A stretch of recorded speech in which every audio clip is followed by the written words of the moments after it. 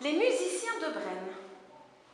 Il était une fois un âne qui, depuis longtemps, portait les sacs de farine au moulin. Fatigué, il décida de quitter la ferme et de partir pour la ville de Brême. Là-bas, il pourrait devenir musicien. Après tout, il savait bien braire. En chemin, il rencontre un vieux chien au pelage usé.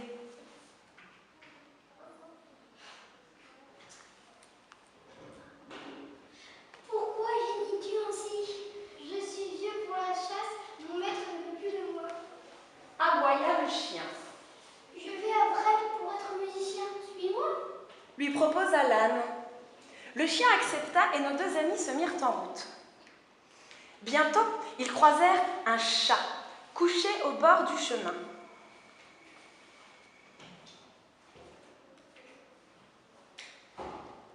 Ma maîtresse ne veut plus de moi.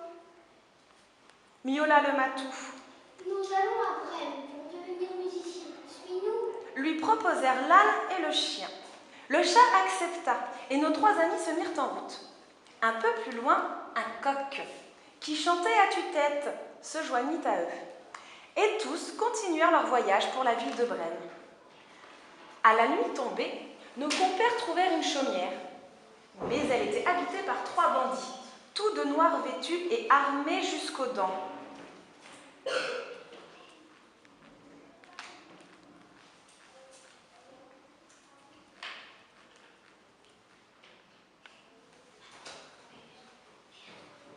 Si nous leur faisions peur, Proposa l'âne à ses amis. Ils se mirent alors à braire, à aboyer, à miauler et à chanter à tue-tête. Une créature se cache derrière la porte, crièrent les bandits. Terrifiés, ils s'enfuirent par la fenêtre sans même jeter un coup d'œil derrière eux.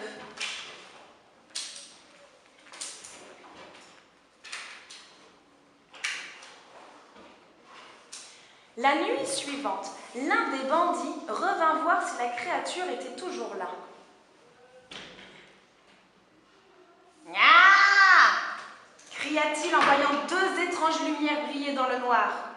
Il n'avait pas reconnu les yeux du chat. au secours, quel monstre me mord Il n'avait pas non plus reconnu le chien allongé dans la pénombre.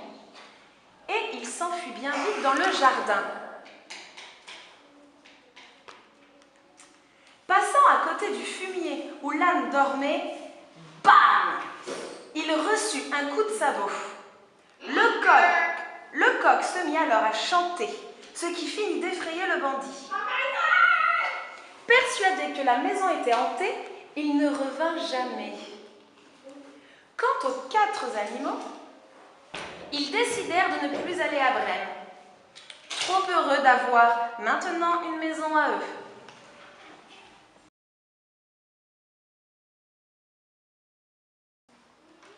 Cendrillon. Il était une fois une belle demoiselle qui s'appelait Cendrillon. Hélas, son père s'était remarié avec une femme fière et cruelle. Cette femme avait deux filles, aussi méchantes que leur mère. Toute la journée, Cendrillon devait nettoyer, astiquer et ranger la maison. Toute la journée, les deux sœurs se moquaient d'elle ou de ses vêtements usés et déchirés. Un jour, le prince du royaume invita toutes les jeunes filles au palais pour un grand bal. Mais Cendrillon n'avait ni habits précieux, ni carrosse. Alors, elle regarda tristement ses sœurs se préparer et partir.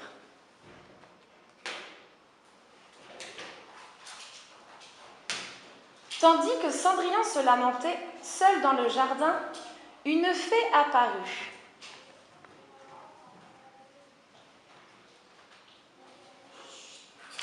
Pourquoi pleures-tu, jeune fille? Demanda la fée.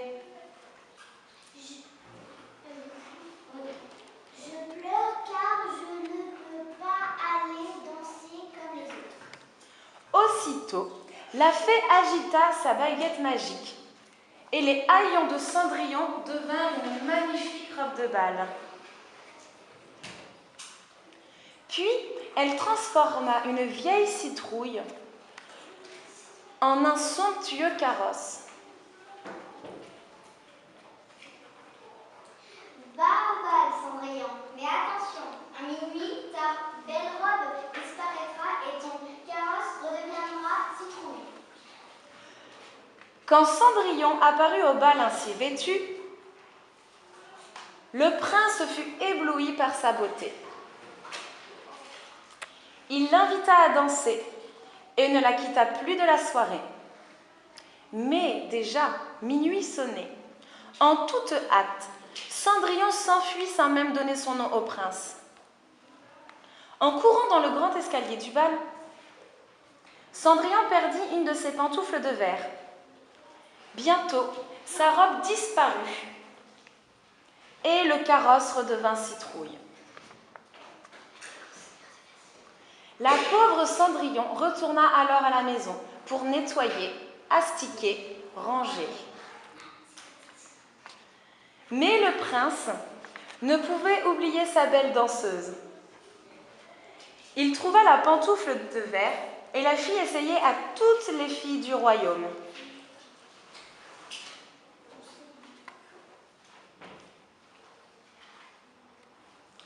En vain, aucune ne réussit à l'enfiler, jusqu'au moment où Cendrillon demanda à l'essayer.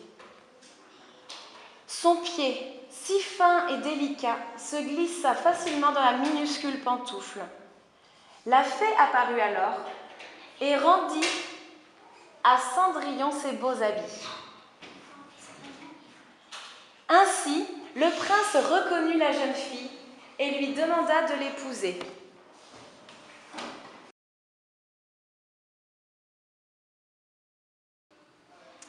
Jack et le haricot magique. Il était une fois une mère fort pauvre et son fils, Jack. Pour gagner quelques pièces, Jack partit à la ville vendre leur seule vache.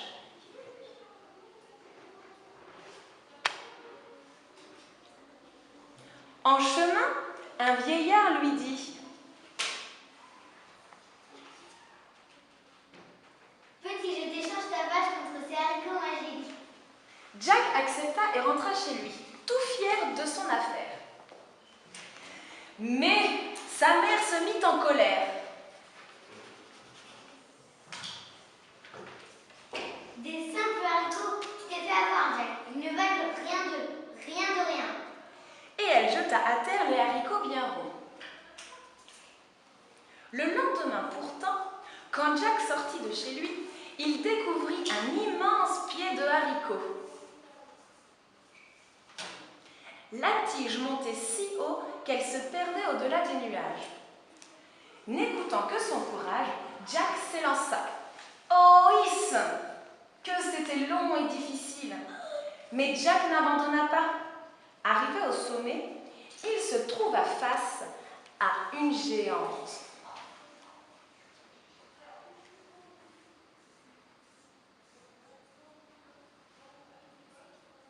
Malheur à toi si mon mari te voit, s'exclama la géante. disparais vite, sinon mon ogre chéri te dévorera. Jack eut à peine le temps de se cacher que l'ogre arriva.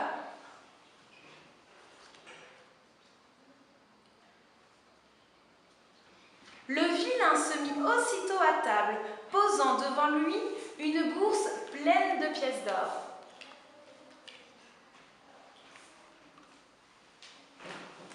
Jack redescendit rapidement au pied du haricot.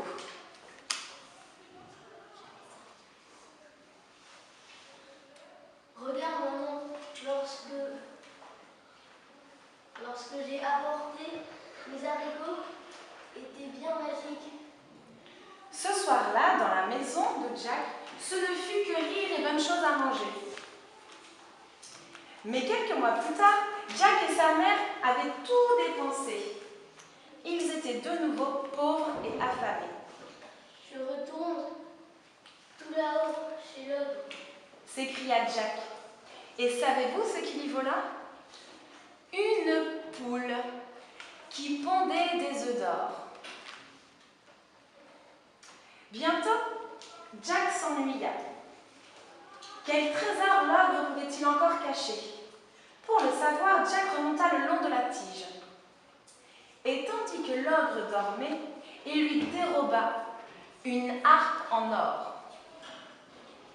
Mais ting ting, la harpe tinta et l'ogre s'éveilla. Malheur! Qui me vole? Quoi, de la chapelle dans ma maison? Petit, je vais t'attraper et te dévorer. Hurla le géant. Quelle poursuite! Sautant de branche en branche, Jack arriva vite en bas. Là, une hache. Crac! Il frappa si fort la tige du haricot qu'elle finit par s'écrouler. L'ogre tomba et ne se releva point. La tige de haricot coupée, Jack ne put jamais remonter. Mais, grâce à la poule aux œufs d'or, sa mère et lui ne manquèrent plus de rien. Et si d'aventure Jack s'ennuyait, il jouait quelques notes sur sa harpe dorée.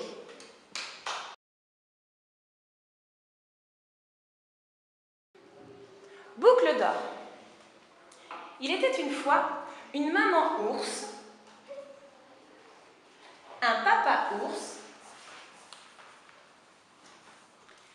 et leur petit ours qui habitait une belle maison dans la forêt. Un jour, maman ours prépara une soupe délicieuse. Mais comme elle était trop chaude, les trois ours partirent se promener.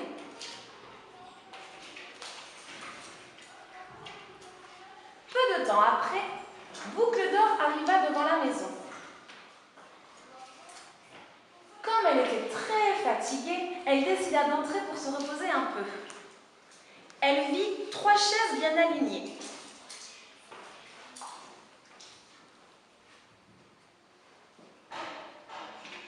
Elle essaya de s'asseoir sur la première.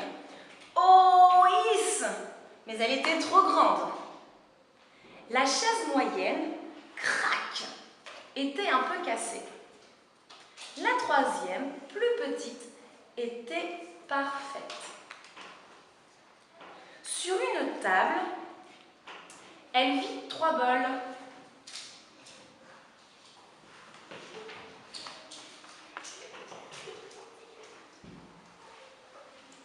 Elle goûta la soupe du grand bol. Aïe, aïe, aïe, trop chaude. Elle goûta celle du bol moyen. Berk, trop salée. La soupe du petit bol, elle, était parfaite. Et Boucle d'or la but entièrement. Un peu fatiguée, Boucle d'or alla dans la chambre.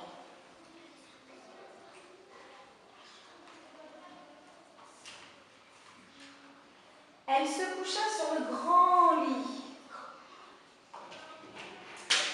Mais il était trop dur.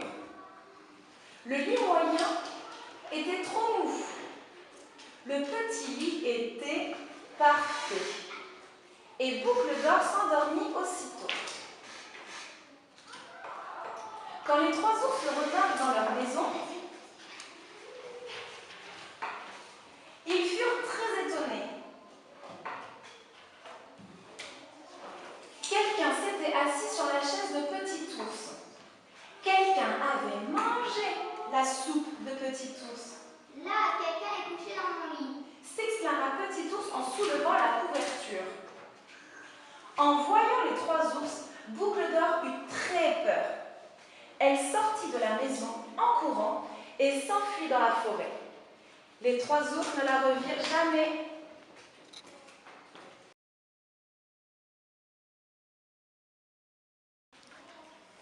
Chapeau rond rouge. Il était une fois une petite fille qui vivait avec ses parents à l'orée de la forêt. Comme elle ne quittait jamais le chapeau rond et rouge que lui avait offert sa grand-mère, on l'avait surnommée Chapeau rond rouge. C'est la fête de grand-mère aujourd'hui. Tu veux bien lui apporter ces 2 galettes et ce petit pot de beurre? Je sais qu'elle serait enchantée de te voir. Chapeau rond rouge accepta avec plaisir. Elle adorait sa grand-mère. Je préfère que tu passes par les champs, lui dit sa mère. C'est plus court par la forêt, mais... Oui, oui, je sais, il y a le loup. Ne t'en fais pas, maman, je connais la musique. Au bord de la route, Chaperon Rouge tomba sur un grand chien gris endormi, contre une meule de foin. Elle ne résista pas. Elle sortit sa trompette de poche. Pouette! L'animal se réveilla en sursaut, complètement terrorisé. Qu'est-ce que c'est? Oh, la tête du chien! Oui, je sais, pas très sympa le coup de la trompette, mais c'était plus fort que moi. Tiens, voici une galette pour me faire pardonner. Mais je ne suis pas un chien. Je suis le loup et Oh, l'autre! Mais non, tu n'es pas le loup. Le loup, il vit dans la forêt et il est très méchant. Tu t'es vu, toi, avec ta bonne bouille de toutou gentil? Mais si, je suis le loup. C'est ça, dans tes rêves peut-être. Allez, Mère Grand m'attend, faut que j'y aille. Tu vois la fumée, c'est juste là. Mais à cause du loup, je dois contourner la forêt. Au revoir mon gros chien. Le loup, car c'était bien lui, reprit peu à peu ses esprits. Oh, la petite peste! Oh, mon pauvre cœur! Mais elle va voir ce qu'elle va voir. Je vais lui en donner du gros toutou gentil. Je m'en vais fourrer cette galette de la petite effrontée et puis la manger. Et le loup partit en courant vers la maison de Mère Grand. Il fonça droit dans la forêt. Et il ne regarda ni à droite ni à gauche. La maison était en vue. Encore cette petite route à traverser et... Bing! Une auto l'envoya valdinguer dans un fourré. C'était justement Mère Grand qui revenait du supermarché. Oh là là, misère, le pauvre chien! Il est arrivé si vite, je n'ai pas pu l'éviter. Juste ciel, il n'est pas mort. Vite, dans le lit, et je file chercher le docteur.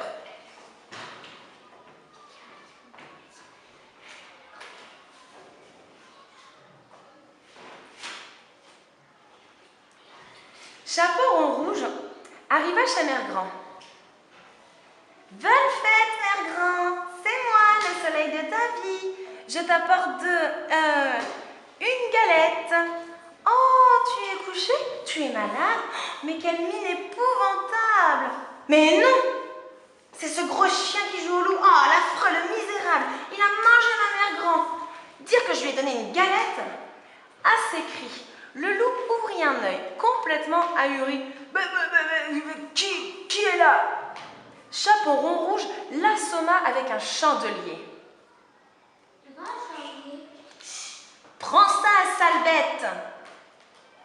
Mère Grand, est-ce que tu m'entends? Mère Grand, je vais sortir de là.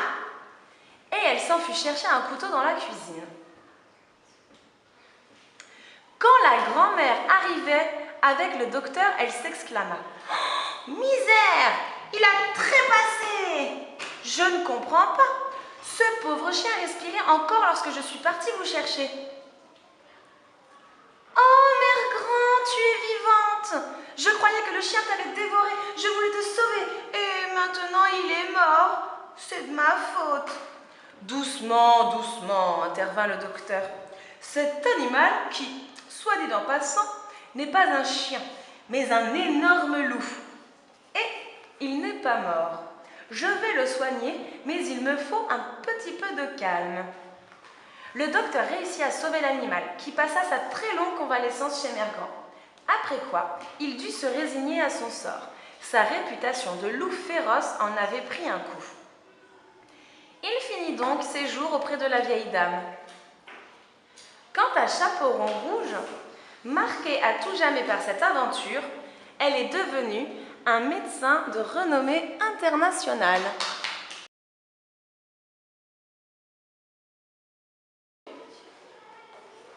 C'est moi le roi. Un soir, maman offre à Petit Louis une magnifique couronne dorée.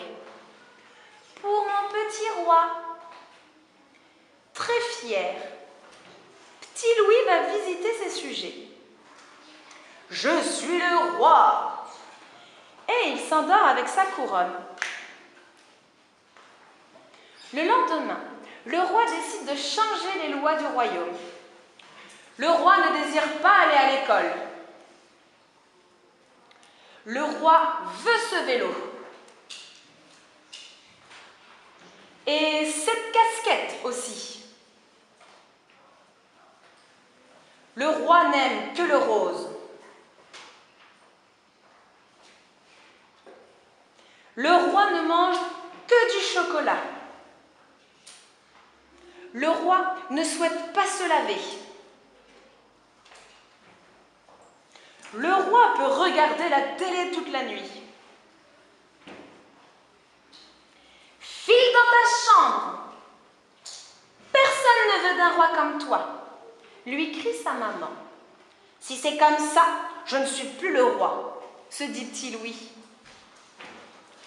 Je suis le loup.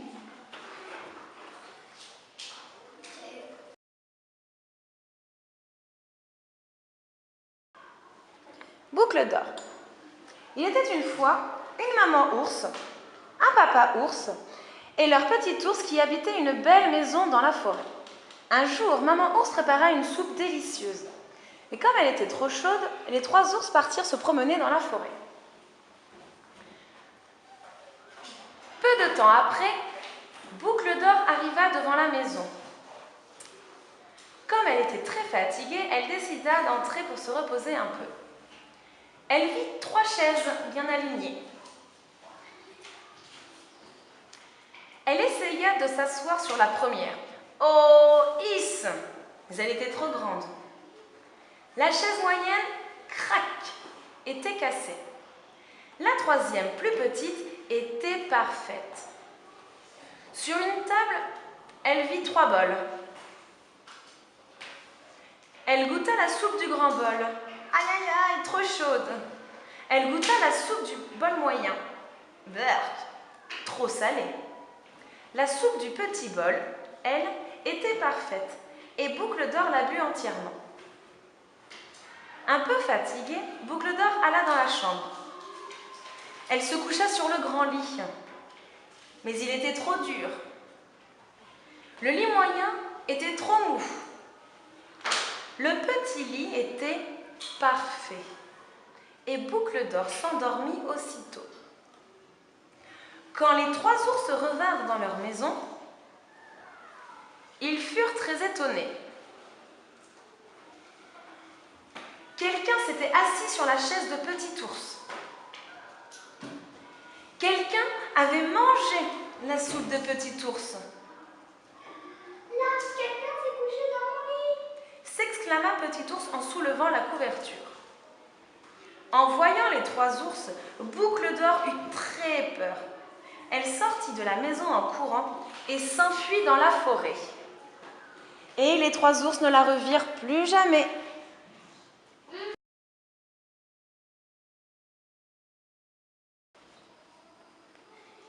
Les musiciens de Brême. Il était une fois un âne qui depuis longtemps portait les sacs de farine au moulin. Fatigué, il décida de quitter la ferme et de partir pour la ville de Brême. Là-bas, il pourrait devenir musicien. Après tout, il savait bien braire. En chemin, il rencontre un vieux chien au pelage usé. « Pourquoi gémis-tu ainsi ?»« Je suis vieux pour la chasse. Mon maître ne veut plus de moi, » aboya le chien. « Je vais à Brême pour être musicien. Suis-moi, » lui proposa l'âne. Le chien accepta et nos 2 amis se mirent en route. Bientôt, ils croisèrent un chat, couché au bord du chemin. « Ma maîtresse ne veut plus de moi, » miaula le matou. « Nous allons à Brême pour devenir musiciens. Suis-nous » lui proposèrent l'âne et le chien. Le chat accepta et nos 3 amis se mirent en route. Un peu plus loin, un coq, qui chantait à tue-tête, se joignit à eux. Et tous continuèrent leur voyage pour la ville de Brême. À la tombée de la nuit, nos compères trouvèrent une chaumière, mais elle était habitée par 3 bandits, tous de noir vêtus et armés jusqu'aux dents. On n'a que 2 là.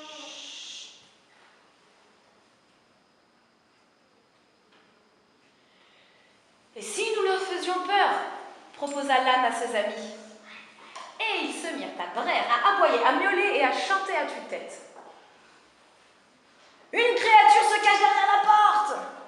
bandits. Terrifiés, ils s'enfuirent par la fenêtre, sans même jeter un coup d'œil derrière eux.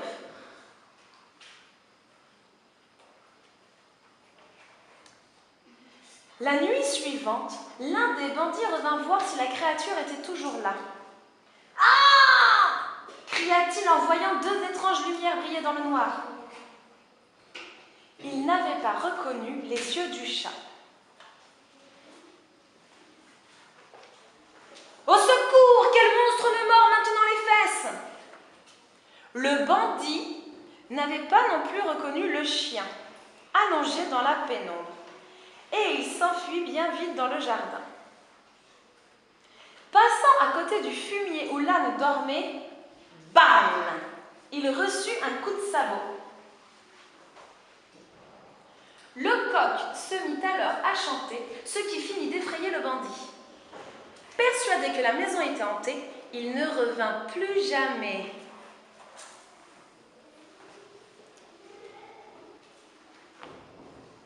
Quant aux 4 animaux, ils décidèrent de ne plus aller à Brême, trop heureux d'avoir maintenant une maison à eux.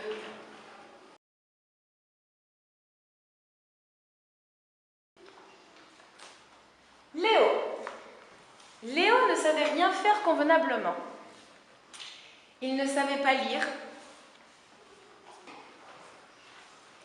Il ne savait pas écrire.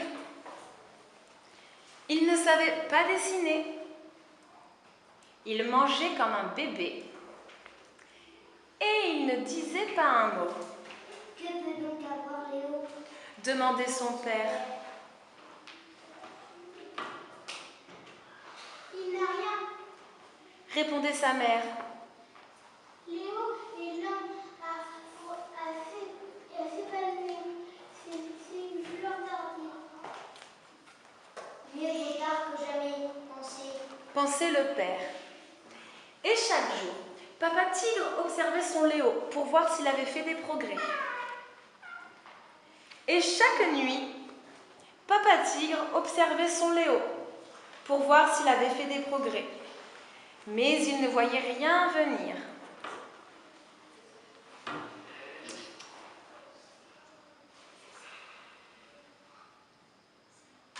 Es-tu bien sûr que Léo s'épanouira un jour?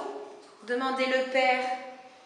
Patiente, Répondait la mère. ne l'observe pas tout le temps, laisse-le tranquille. Le père de Léo essaya d'oublier son fils et regarda la télévision. Les froids de l'hiver apportèrent la neige. Le père de Léo laissait passer le temps, mais Léo ne s'éveillait pas. Les arbres bourgeonnèrent. Le père de Léo laissait passer le temps, mais Léo ne s'éveillait pas. Et puis, tout d'un coup, à son heure, Léo s'épanouit comme les fleurs au soleil. Maintenant, il sait lire. Maintenant, il sait écrire. Maintenant, il sait dessiner. Il mange proprement. Il sait aussi parler. Et il ne répète pas toujours le même mot. Il peut dire toute une phrase. Et cette phrase, c'est « Moi aussi, je peux le faire.